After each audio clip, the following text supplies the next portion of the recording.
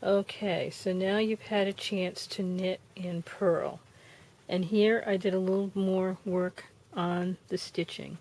Now notice at the bottom here, notice how these stitches are all different from this section here. Okay, this bottom section here is knit one row, is continuous knitting all the way up. And then from here up, what I did was I knit one row and then I purled one row. And notice how, so you can see there, notice how the pattern has changed. Okay, this section in here is called a stockinette stitch. It is created by knitting one row and then purling one row. Knit one, purl one, knit one, purl one.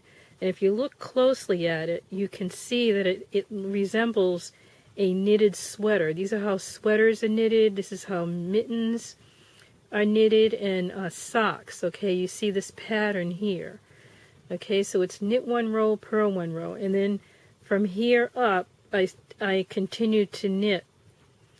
So when you're continuously knitting, you get this kind of bumpy appearance in your work.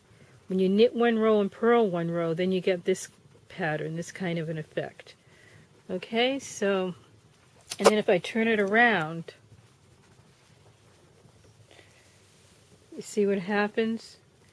The knit one row, purl one row, see it has this bumpy effect on it. This right here is a purled row. This is a purled row because it has this ridge. Okay, and then this is all knitted rows. Okay, so there's so many different variations in the patterns that you can get from knitting and crocheting. Okay, and this is just an example of knitting and purling.